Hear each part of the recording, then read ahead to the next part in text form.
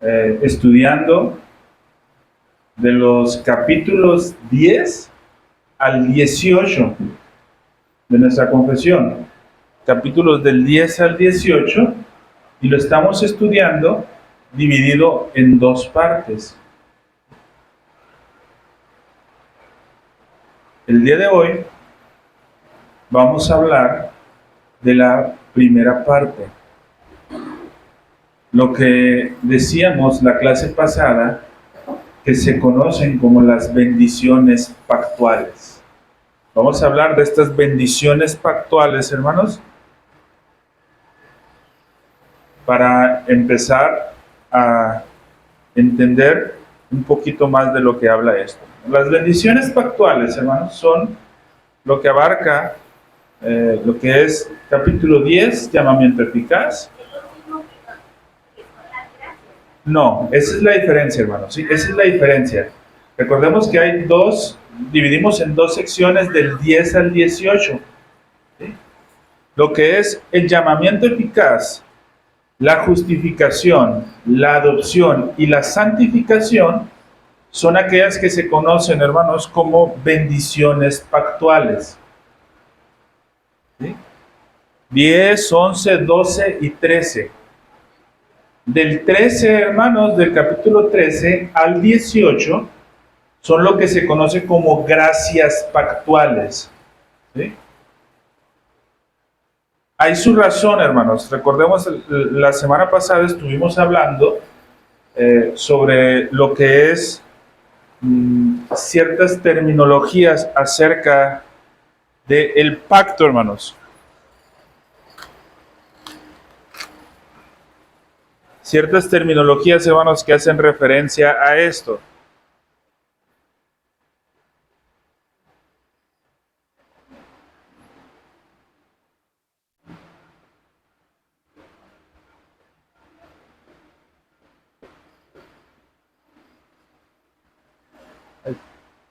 El fodeus monopleuron, hermanos, ¿sí? La semana pasada estuvimos hablando acerca de esto. ¿Qué significa esto, hermanos?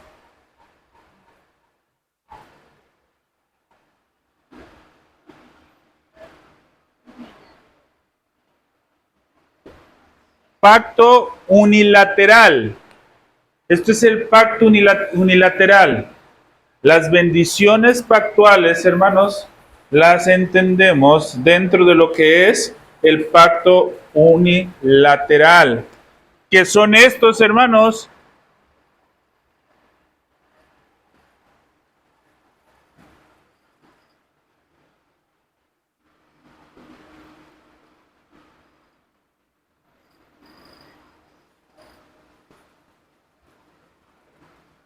Son los actos de Dios a favor de su pueblo, hermanos. ¿Sí? Ojo, hermanos, hay actos de Dios, hermanos, a favor de la humanidad entera. En estos capítulos no estamos hablando de eso. Ya estudiamos la creación, ya estudiamos el decreto, ya estudiamos la divina providencia. Hoy estamos, hermanos, recordemos en lo que habíamos dicho, hermanos, el tema o la enseñanza de la soteriología. ¿Sí recordamos lo que es la soteriología, hermanos? Doctrina de la salvación. ¿Sí? Y por ahí, si usted a lo mejor se pone a buscar en internet, recuerde, hermanos, la aclaración. En internet, la doctrina de la soteriología, es muy común que va a encontrar algo que se le conoce como ordo salutis. Son ciertos puntos, hermanos, que conforman la doctrina de la salvación. ¿Sí? En la mayoría son 9, pero no la estamos estudiando en ese orden. Lo estamos estudiando la doctrina de la salvación bajo el orden de la confesión. Esto no quiere decir que la confesión y el ordo salutis que se enseña sean contrarios, no. Simple y sencillamente, hermanos, había sus razones del por qué dentro de la confesión se pone así, y es lo que vamos a aprender en estas clases, esas razones del por qué se ponía así. Ahora, hermanos, estamos estudiando, recuerde que la sección se llama, lo voy a poner con negro,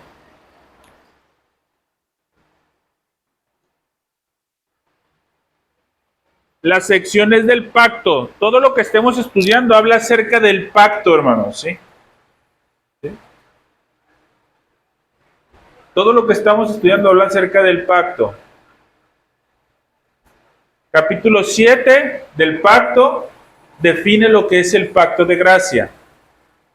Capítulo 8 de Cristo, el siervo del pacto.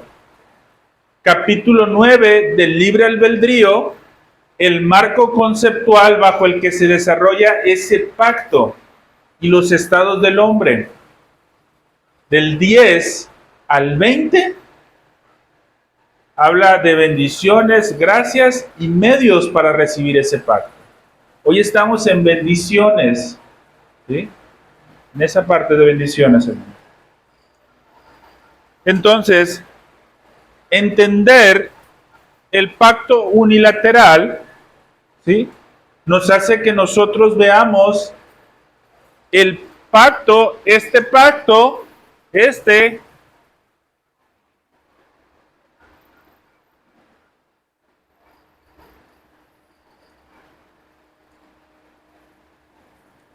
desde una perspectiva divina, hermanos. Vamos a estudiar el pacto desde una perspectiva divina en la clase de hoy y en la clase de la próxima semana. Si logramos salir, hermanos. Esperemos que sí. Pero la idea, hermanos, es que quede bien claro, ¿sí? Entonces, hoy estamos estudiando el pacto, hermanos, desde una perspectiva divina, ¿sí? Vamos a sacar cualquier pensamiento humano por lo pronto. Vamos a estudiar ese pacto, hermanos, desde la perspectiva divina. Esto es importante, hermanos, porque la confesión está estructurada pactualmente, ¿sí? Por eso es que, hermanos, mi insistencia en decir por mucho tiempo, que la teología del pacto no es únicamente el nuevo pacto y el antiguo pacto y ahí se acabó. No, es algo, decía Charles Spurgeon, que era la médula del Evangelio, lo central. Entenderla de esa manera, hermanos. Y es algo, hermanos, que es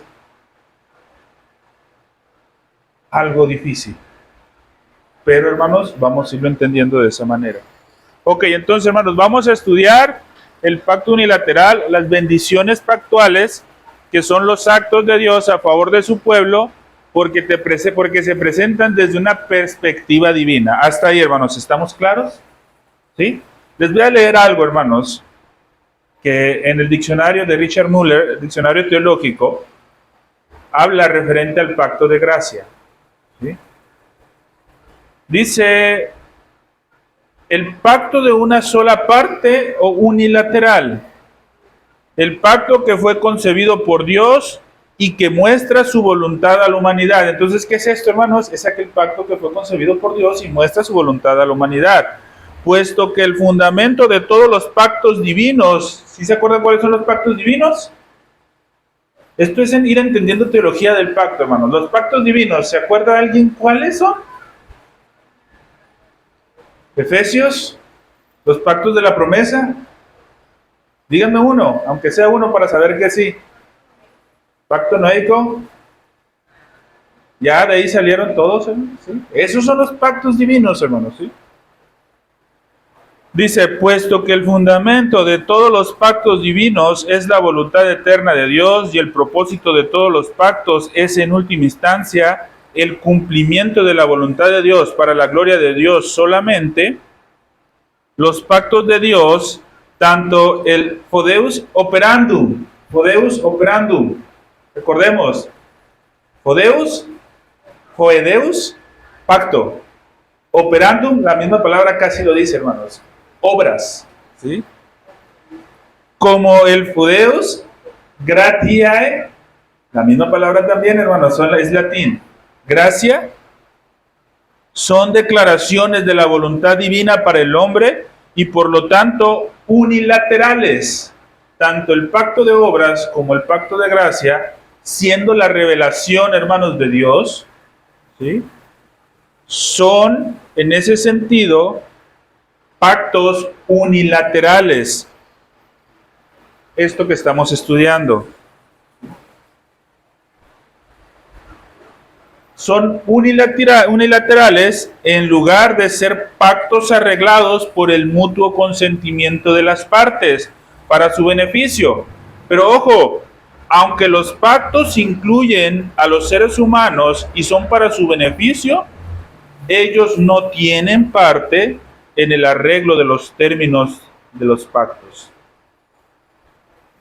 Ambos pactos son, por así decirlo, de alguna manera, que vienen de lo alto.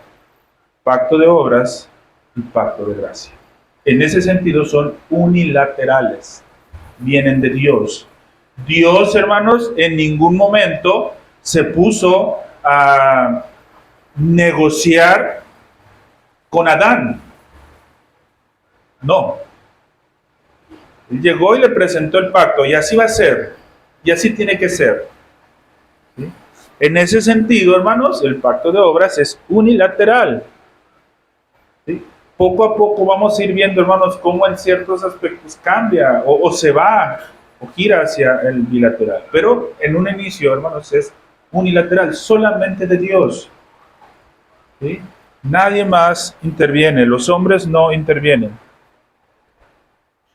Entonces, hermanos, de esa manera, porque son únicamente de Dios, es que podemos decir que vienen en una perspectiva divina.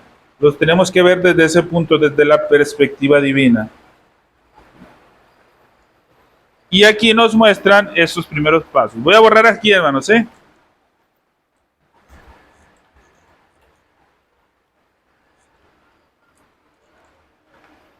Entonces dijimos, hermanos, vamos a ver del 10 al 13. Llamamiento eficaz.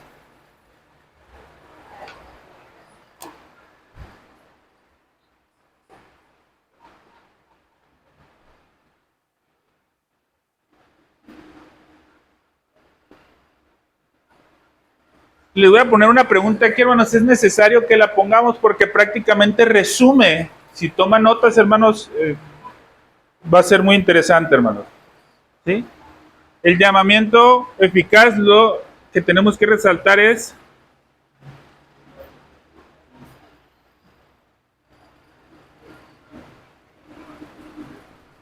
¿quién lo hace ese llamamiento eficaz? Ahorita vamos a ir estudiando, hermanos, cada una de las respuestas. ¿Quién hace ese llamamiento eficaz?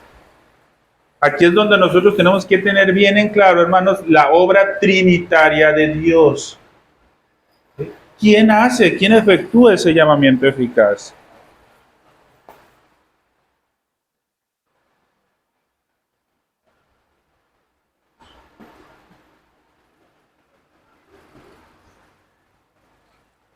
Justificación, hermanos.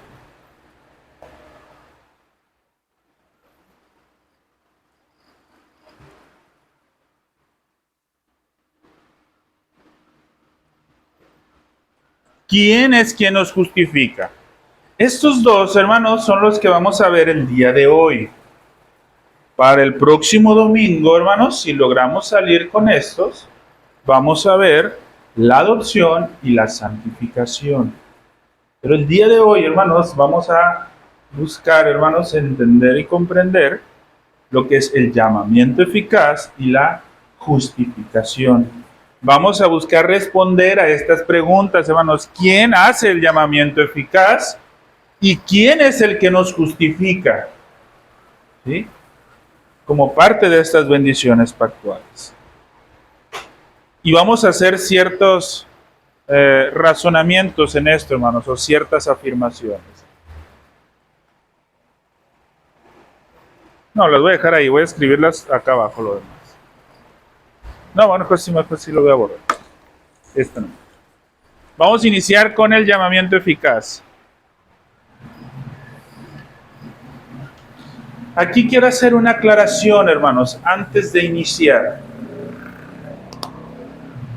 El llamamiento eficaz, dentro de la doctrina del llamamiento eficaz, nosotros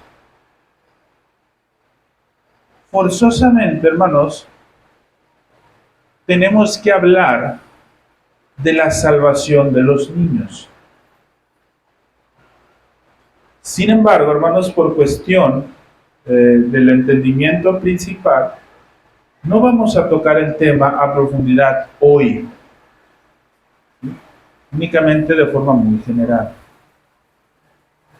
Hermanos, la confesión es muy cuidadosa en este tema de la salvación de los niños.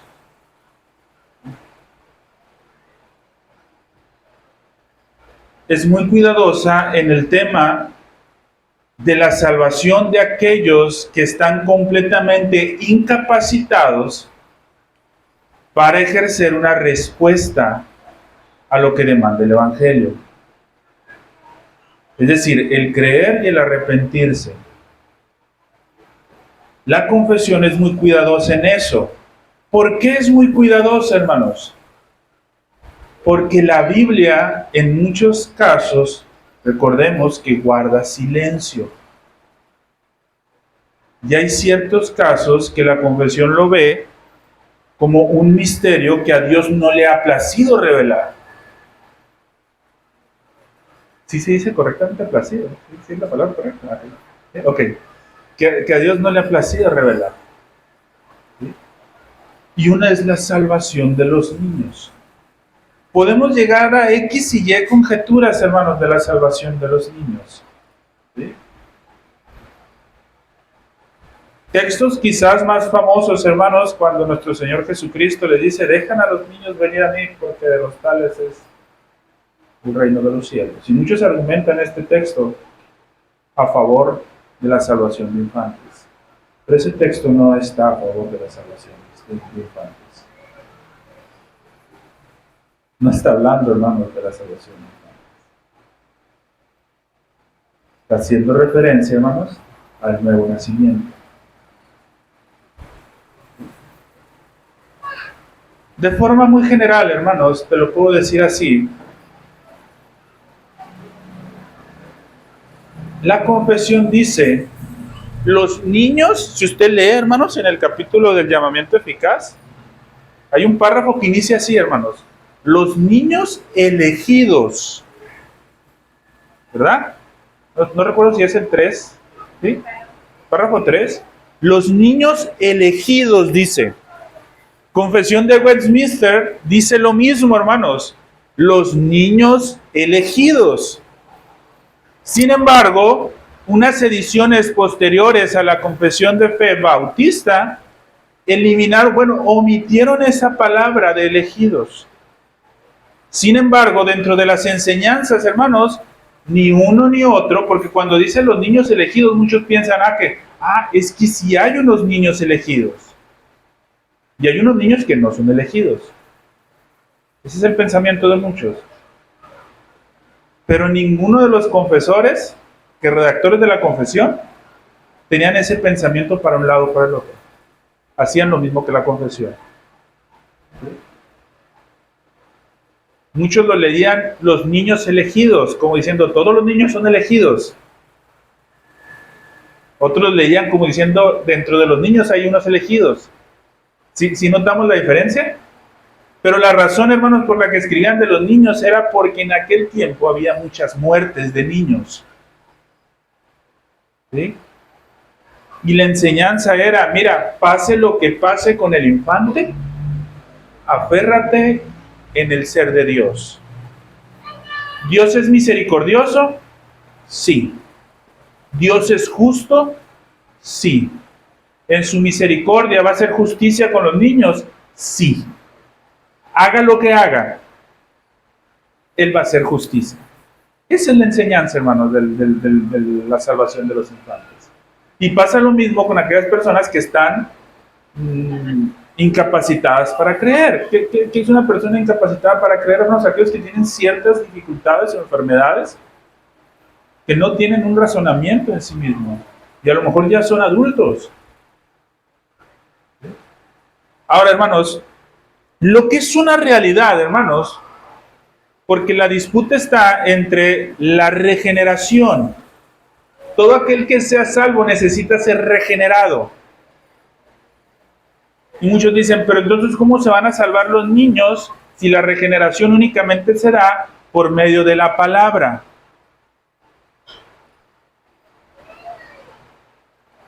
La respuesta es sencilla.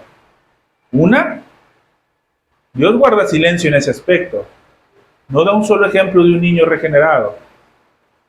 Y muchos dicen, pero está Juan el Bautista. Pero Juan el Bautista, aunque de niño fue amado, él murió siendo adulto. No hay un solo ejemplo. Sin embargo, la Escritura nos dice que por la palabra son regenerados. Pregunto yo, aunque a nosotros nos parezca fuera de nuestro razonamiento, de nuestra lógica, el que tenga que ver un razonamiento y para ver el razonamiento tenga que escuchar la palabra, si lo vemos desde la perspectiva divina, no podríamos pensar, bueno, necesitamos pensar, si Dios quiere, lo regenera con la palabra de la forma que Él quiera. Entonces queda en Dios. Nuestra paz y nuestra tranquilidad, hermanos, de lo que pasa con nuestros hijos o con los pequeños, está en Dios. La salvación de los pequeños está en Dios. Y allí en ese lugar, descansa nuestra fe. Ya más allá, no podemos ir. Hasta allí es el límite. Pase lo que pase con nuestros niños, desde la perspectiva divina, ¿sí? Es lo mejor. Y ojo, hermanos, no quiero ser drástico, pero es la realidad. Pase lo que pase, cielo o infierno. Y no estoy dando a entender mi postura, ¿sí? Pero pase lo que pase, cielo o infierno, es lo mejor. ¿Sí? ¿Sí? Después, cuando hablemos del tema, hermanos, podremos compartir las dos posturas, ¿sí? Y ahí sí les compartiré mi postura. Pero ahorita, hermanos, nos quedamos con eso para entender lo que es el llamamiento eficaz. ¿Por qué, hermanos, entendemos el llamamiento eficaz? Porque es lo primero, hermanos. Es lo primero. Primer punto, hermanos, el llamamiento eficaz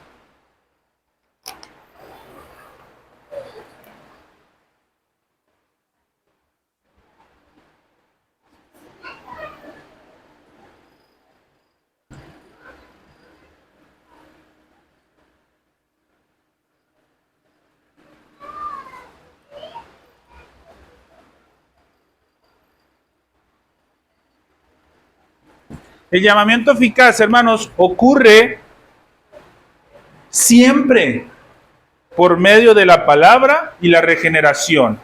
Siempre va a ocurrir de esa manera el llamamiento eficaz. ¿Sí? La lectura que hicimos ahorita, que hicimos lectura, hermanos, en 1 de Pedro, específicamente los versículos 23 y 25, dice, siendo de renacidos, no de simiente corruptible, sino incorruptible, por la palabra de Dios que vive y permanece para siempre. Porque toda carne es como hierba, y toda la gloria del hombre como flor de la hierba. La hierba se seca y la flor se cae, mas ¿qué dice? La palabra del Señor permanece para siempre, y esta es la palabra que por el Evangelio os ha sido anunciado. Hermanos, el llamamiento eficaz ocurre siempre por medio de la palabra y la regeneración. Me regreso unos segunditos atrás. Niños,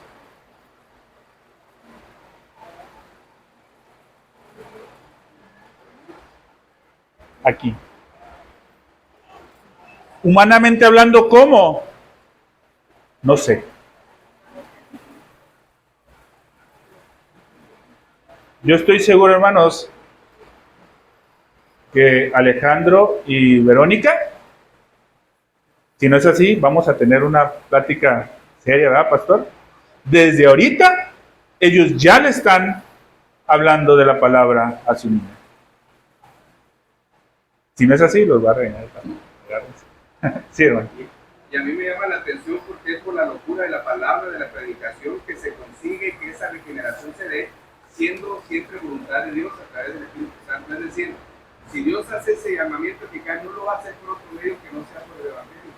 De tal manera que sería una razón de mayor peso que día tras día, hora tras hora, le estemos hablando del Evangelio a nuestros hijos. Quiera Dios que en el razonamiento ya de nuestros hijos y en la edad y en la madurez ellos puedan tener ese encuentro y ese llamamiento eficaz, pero ya en ese razonamiento. Por eso es la importancia de que día tras día, hora tras hora, se les dé, como dice Deuteronomio, levantarte por el camino.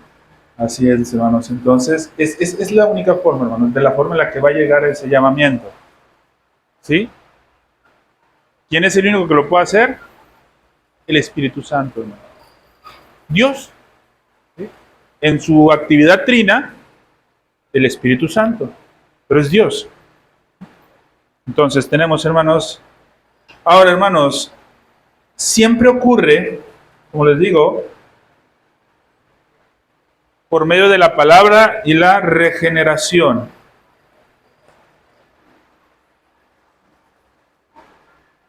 Este llamamiento eficaz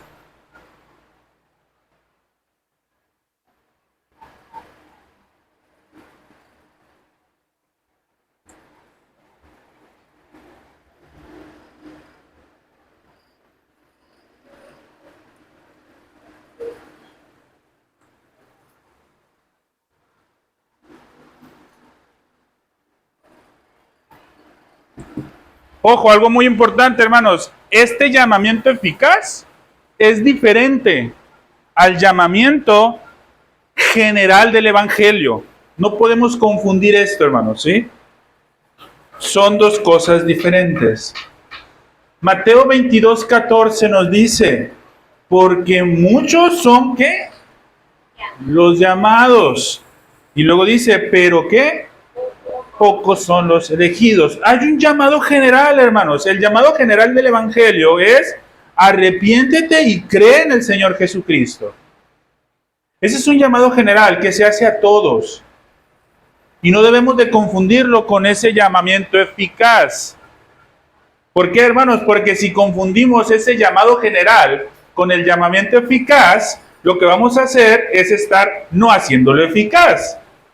Porque va a haber unos que no van a responder. Y si decimos que es eficaz, es porque todos van a responder. Dice Judas, capítulo 1, bueno, nomás tiene un capítulo. Versículo 1, dice en Judas, hermanos, Judas, siervo de Jesucristo y hermano de Jacobo, a los que dice, llamados. A los llamados, santificados en Dios Padre, guardados en Jesucristo. A los llamados. Entonces, tenemos que entender, hermanos, cuando leemos en las Escrituras, cómo acá Mateo nos está diciendo, porque muchos son los llamados, pero pocos los elegidos, pero acá Judas, el mismo que anduvo con Mateo, nos está diciendo a los llamados. Entonces tenemos que distinguir que hay dos, hermanos, ¿sí? Dos llamados. Un llamado eficaz, un llamamiento eficaz, y un llamamiento general. ¿Sí? Entonces, hermanos, los llamados de este llamamiento eficaz no son todos, son únicamente aquellos que oyen el Evangelio, pero que son salvados por el Espíritu en la regeneración. Entonces, ¿ya vio cómo hilamos la otra de la palabra con el llamado? ¿Sí? Ese es el llamamiento eficaz. Ahora, este llamamiento eficaz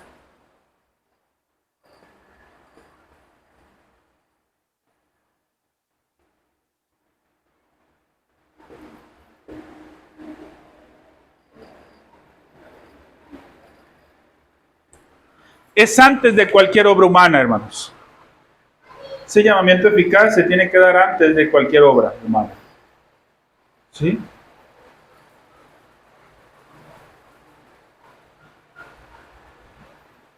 Recordemos, hermanos, que las gracias pactuales, la diferencia entre bendiciones pactuales y gracias pactuales, y en su tiempo lo vamos a ver, es que las gracias pactuales, vistas desde una perspectiva bilateral, son obras humanas. ¿Sí? Entonces, este llamamiento eficaz ocurre antes, hermanos, de cualquier respuesta humana. Sin embargo, ojo, hermanos, Romanos 1, 16 y 17, ¿sí? El llamamiento eficaz ocurre antes de cualquier respuesta, ¿sí? Sin embargo, dice Romanos capítulo 1, versículos 16 y 17, porque no me avergüenzo del Evangelio, porque es poder de Dios para salvación a todo aquel que cree, al judío primeramente y también al griego. Todo aquel que ¿qué? Cree.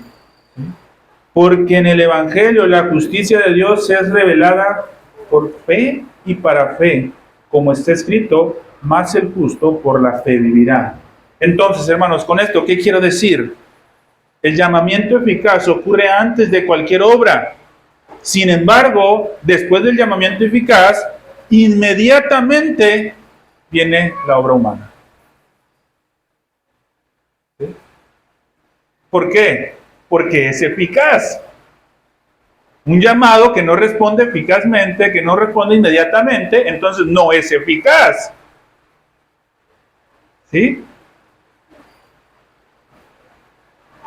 Entonces el llamado está siendo un llamado general. Entonces aquel, hermanos, que por la palabra y por la regeneración le llegó el llamamiento, inmediatamente cree y se arrepiente, manifiesta fe.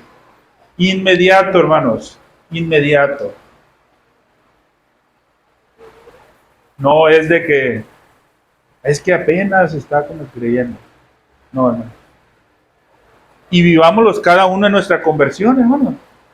Cuando realmente fuimos convertidos, hermano. Sintieron como que de la noche a la mañana una humillación así bien tremenda. Y no buscábamos por dónde salir. Y la única salida que encontrábamos era Dios. Eso es el llamamiento eficaz, hermano.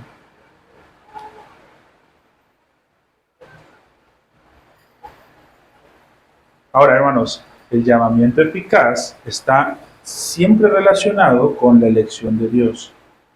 El llamamiento eficaz es el resultado de la elección de Dios. Por eso, hermanos, va a pasar. ¿Sí?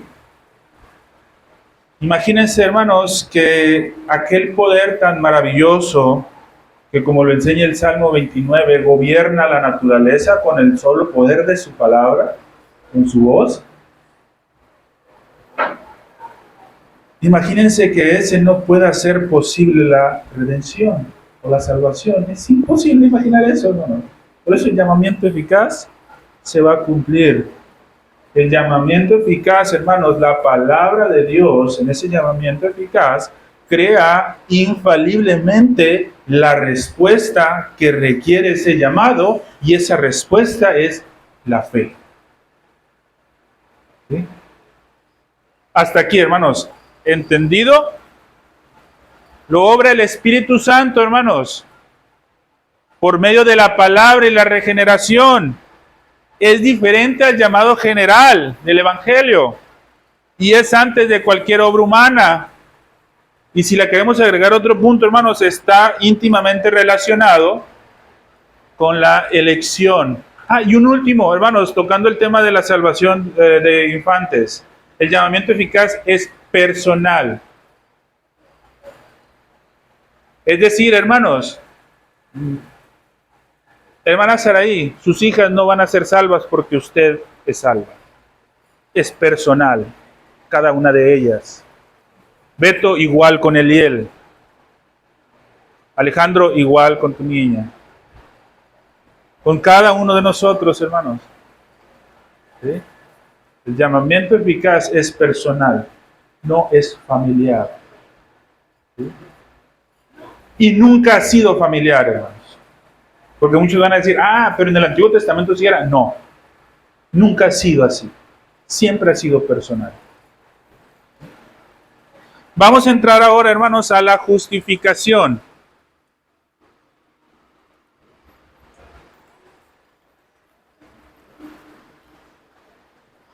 ¿Queda claro, hermanos, lo que es el llamamiento eficaz? ¿Sí? ¿Alguien tiene dudas acerca del llamamiento eficaz? Antes de entrar, hermanos, a la justificación. ¿Todo claro? Ok. Vamos a entrar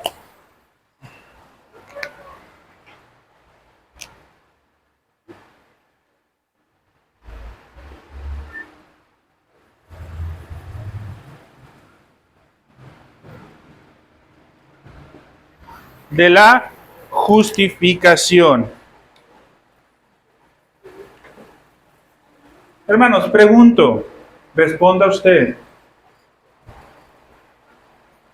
¿Dios es majestuoso en santidad y justicia? Totalmente. ¿Sí, verdad? Dios, hermanos, es aquel que no va a tener nunca por inocente al culpable. Totalmente. Hasta aquí estamos todos de acuerdo, ¿verdad? Dios es majestuoso en santidad y justicia. ¿Qué significa que sea majestuoso en santidad? Que no tiene comunión con el pecado. No puede haber comunión entre él y el pecado. ¿Qué significa que sea maravilloso en justicia? Que él siempre va a hacer lo justo. Por esa razón, no puede tener por inocente aquel que es culpable. ¿Estamos de acuerdo? ¿Sí? Levante la mano quien no está de acuerdo. Ay, yo pensé que mi rey iba a levantar la mano, ya me había asustado. Bien, hermanos, entonces todos estamos de acuerdo. ¿Ok? Siguiente sección de preguntas, hermanos. ¿Sí? ¿Somos cada uno de los que estamos aquí realmente tan miserables?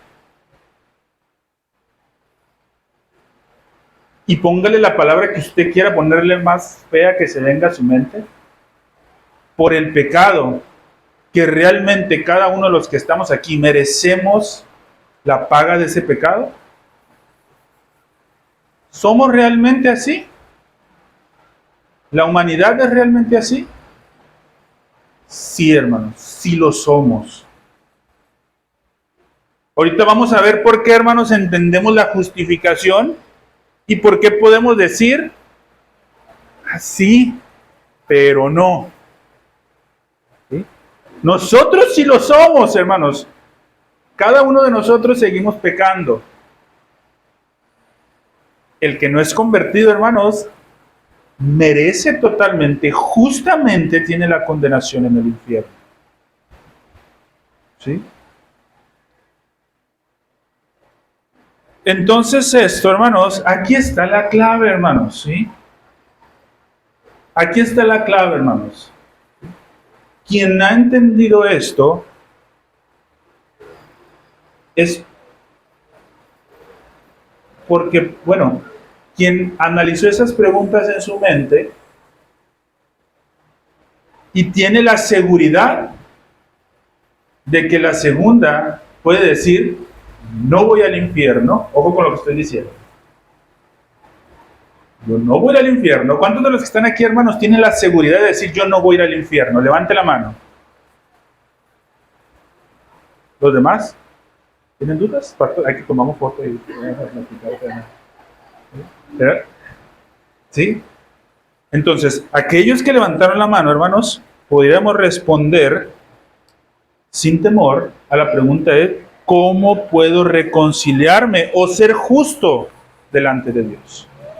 La única manera, hermanos, en la que yo no vaya al infierno es reconciliarme con Dios y ser justo. Esa es la única forma. Porque yo estoy tan miserable en el pecado que la única manera es reconciliarme con Dios. Pero ¿cómo puedo hacer esto? ¿Cómo puedo hacer? Y la Biblia nos responde. Salmo 133, hermanos. Ahí lo está diciendo la hermana ya de memoria, hermano. ¿Sí? Jehová, si mirares los pecados, ¿quién, oh Señor, podrá mantenerse? El salmista está clamando, hermanos. Un juicio injusto es una total abominación para Dios. Y Dios debe juzgar justamente. Entonces, mi hermano, ¿cómo escaparemos de la condenación eterna? Aquí entra el tema de la justificación. La justificación, hermanos, tenemos que responder a la pregunta, ¿quién nos justifica? ¿Verdad? ¿Quién nos justifica? En estos 12 minutitos que nos quedan, vamos a buscar responder esa preguntita.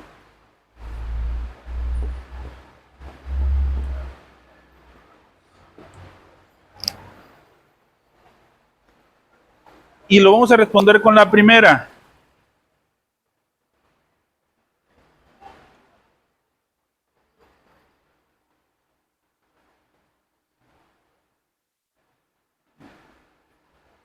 ¿Quién es el autor? ¿Quién es el autor?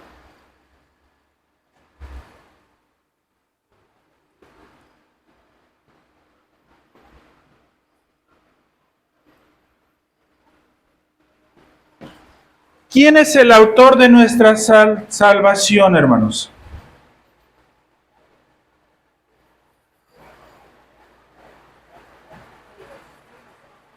Ojo, hermanos, aquí es donde tenemos que empezar a tener bien en claro las funciones de la Trinidad.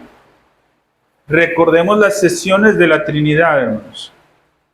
¿Quién es el autor de nuestra salvación? Dios Padre. ¿Sí? ¿Por qué, hermanos? Porque Dios Padre es quien nos justifica. A los ojos de Dios, hermanos, nunca vamos a poder ser salvos por nuestras obras. Solo Dios puede justificarnos. Ahora, hermanos, ¿por qué?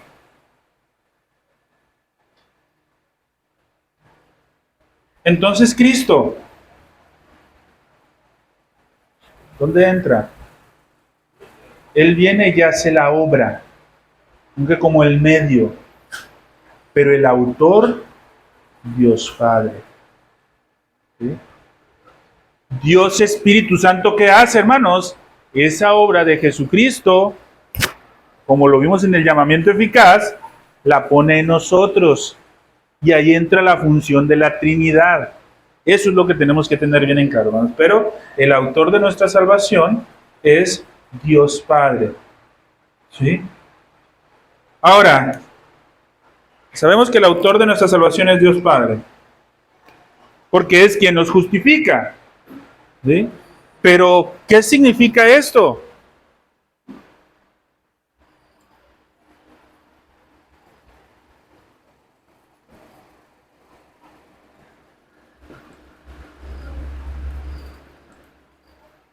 ¿Qué significa ser justificados, hermanos? ¿Qué es lo que significa realmente ser justificados? ¿Sabemos realmente qué significa ser justificados? Ojo, hermanos, esta es la parte clave, hermanos, ¿sí? De entender la doctrina de la justificación. El romanismo, hermanos, de hoy en adelante, hermanos, voy a tratar siempre de decir romanismo. Les voy a quitar ese término católico. No es de ellos, hermanos. Para empezar, ellos son de Roma, nada más. ¿Sí? Están gobernados por Roma. Entonces, desde hoy vamos a empezar a... Sí, hermana.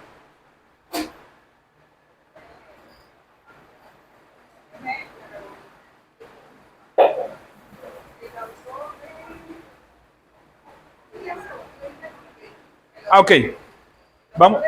Vamos a tratar de explicarlo, hermano.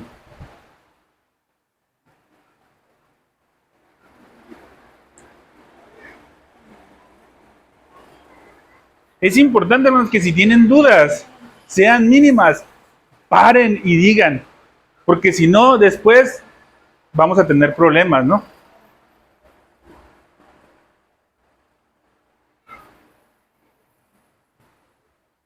Ahí está, esta es la Trinidad, ¿sí? Dios Padre, Hijo y Espíritu Santo. Estamos hablando acerca de la salvación. ¿Sí? El juez supremo, sobre todo, es Dios Padre. ¿Sí? En ese sentido, es quien justifica al impío, es quien da el veredicto. ¿Eres justo o no eres justo? Esto lo hace Dios Padre, eso lo hace ser el autor. ¿Sí? Sin embargo, como Él, aun siendo el autor, aun siendo el juez, es justo y santo, requiere algo y no puede tomar en cuenta nuestras obras, porque nosotros somos pecadores. Entonces, se necesitaba un ser que pudiera venir, cumpliera el pacto de obras y que a la vez fuera un sacrificio agradable y perfecto para Dios. Porque ninguno de los que estamos aquí, ni los que han existido en toda la humanidad, con excepción de uno solo, lo ha podido hacer.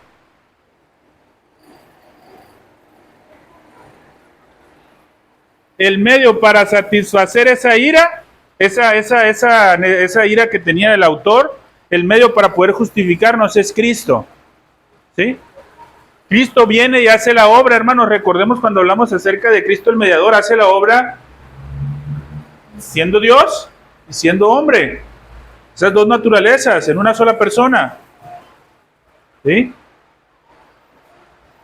Y ya esa obra que hizo el Hijo es puesta en nosotros por medio del Espíritu Santo para poder llegar a ser agradables a Dios.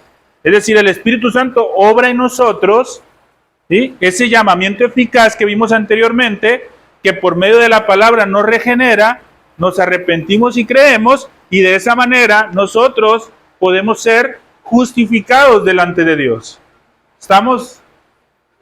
¿Sí queda más o menos claro, no? Ese es el punto, hermano, ¿sí? Así se mueve, y esas son las funciones de cada uno. Y tenemos que tener esto bien en claro, hermanos, ¿sí? Para poder conocer lo que es la Trinidad. Entonces, hermanos, vamos al punto. ¿Qué significa ser justificados? El romanismo, les decía, hermanos, hablaba que justificar es hacer a una persona buena. Saquémonos eso de la idea. ¿Cuántos de los que están aquí son buenos? Levante la mano. Ni uno. Ni uno de nosotros somos buenos. Y luego sí le ha tocado decir, cuando escuchas a alguien decir, ay, es que él es tan bueno. No, no es cierto. Si pudieras ver sus pensamientos, te darías cuenta de lo malo que es. Y cualquiera de los que estamos aquí, inclusive ni el pastor se salva, si pudiéramos ver los pensamientos, hay una lucha, hermanos, una lucha, que decimos, no quiero esto, no quiero esto, no quiero esto, pero ahí está.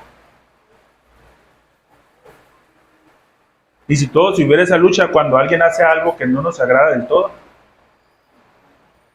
ahí está, hermanos, ¿sí? Entonces, hermanos, ser justificados no significa ser a una persona buena. ¿Sí? Es decir, ser justificados no significa darle una naturaleza santa. ¿Sí? Ser justificado no significa darle una disposición ética. Eso no significa ser justificado. Eso no. Sin embargo, hermanos, esto lo tiene en cuenta el romanismo y lamentablemente muchas iglesias evangélicas. ¿Sí? Muchos dicen, es que mira, este sí es cristiano. Ojo, hermanos, y a lo mejor usted lo ha escuchado. Este sí es cristiano porque no toma, no fuma, no es mujeriego. No quiero decir que tomar, fumar y ser mujeriego sea bueno, ¿no? No roba, no echa mentiras. Y todavía dicen, debería de ser como cristiano, hasta parece cristiano. Eso no justifica, hermano. Eso no justifica, son obras, exactamente, son obras. No justifica. Inclusive, hermanos, en el lenguaje común, cuando utilizamos la palabra justificarnos, ¿cuándo alguien se justifica? Es que yo no puedo llegar temprano, pastor, porque tengo muchas cosas que hacer en mi casa. ¿Qué está haciendo? Se está justificando. Entonces, ¿qué quiere decir justificar o justificarse? No es hacerte bueno, ¿sí? ¿Sí? No es hacerte bueno.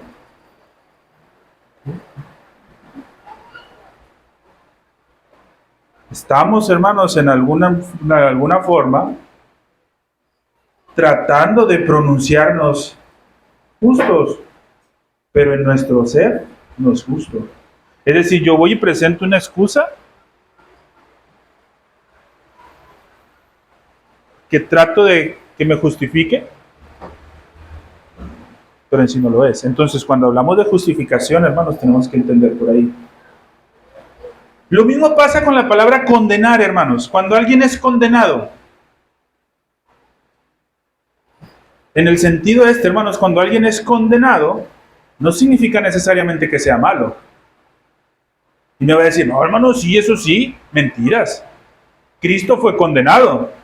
Y encuentren una maldad en Cristo. Y Él fue condenado. Entonces, ¿qué significa condenar? Declarar culpable. No necesariamente que seas culpable. Te están declarando culpable. Entonces, ¿justificar qué es? No necesariamente que seas justo. Te están declarando justo. ¿Qué significa ser justificado?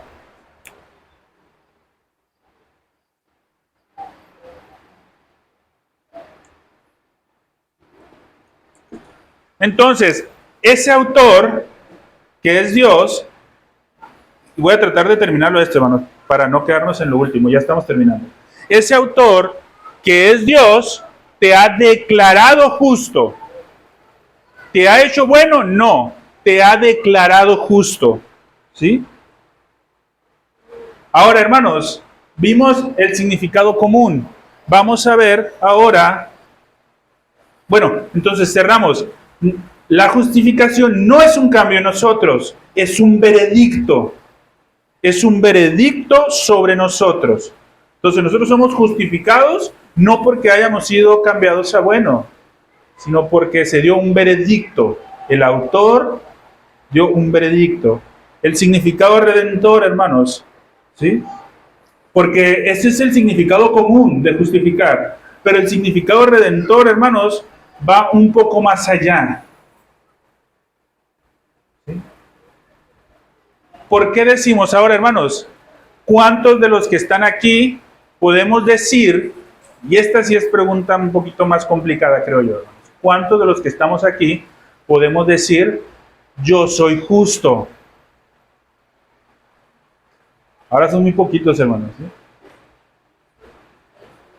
El significado común de justificar es declarar justo, pero el significado redentor de justificar, hermanos, en ese sentido, Dios no solamente nos declara justos, sino que también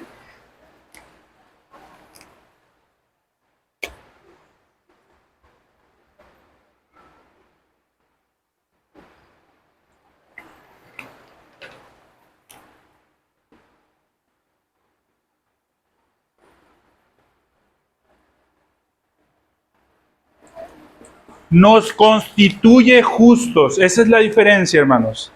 En su significado redentor nos constituye juntos. Dice, hermanos, Romanos 5:19, porque por la desobediencia, ¿sí?, de un hombre, los muchos fueron constituidos, ¿qué? Pecadores. Así también por la obediencia de uno, los muchos serán constituidos, ¿qué? Justos. Entonces, justificar normalmente significa declarar justo, pero la justificación en el ámbito redentor de las Escrituras no solamente es declarar justo, sino también constituirnos justos. ¿Sí? ¿Por qué pasa esto? Porque cuando Dios nos está justificando a nosotros, ¿sí?, lo que contempla no son nuestras obras, sino a Cristo. ¿Sí? Romanos 4, versículos 3 y 5 dice, Porque, ¿qué dice la Escritura? Creyó Abraham a Dios y le fue contado por justicia. Pero al que obra no se le cuenta el salario como gracia, sino como deuda. Mas el que no obra, sino cree en aquel que justifica al impío, su fe le es contada por justicia. Ok, aquí hermanos, quiero hacer una aclaración y con esto vamos a ir terminando. Muchos afirman en este texto que Dios contempla nuestra fe o nuestra obediencia evangélica como la base y el veredicto para ser justos. Pero esto no es así, hermanos. Dios no contempla nuestra fe ni nuestra obediencia evangélica como la base de su veredicto. No, hermanos. Aquí es donde tenemos que encontrar la diferencia, hermanos. Nosotros somos justos y somos declarados justos no porque nos arrepentimos, no porque pusimos nuestra fe en Jesucristo, ¿sí? Cuando habla acá, hermanos, que Abraham creyó a Dios y le fue contado por justicia, no está hablando en sí de la fe, de la obra de Abraham. Hermanos, está hablando de aquella fe que posee a Cristo y está, hermanos, y esta fe que posee a Cristo solamente proviene de Dios. ¿Sí? Entonces, la justificación no es por nuestras obras, es por gracia. Por eso son gracias pactuales las que vamos a ver más adelante, que se manifiestan en obras humanas, pero provienen solamente de Dios. Entonces, nosotros somos justificados, sí, por esa fe, pero esa fe que viene en Cristo, y que esa fe únicamente viene por Dios. ¿Sí? La cuestión de la fe, hermanos, la vamos a estudiar más adelante. Pero nosotros somos justificados, somos declarados justos, constituidos en justos.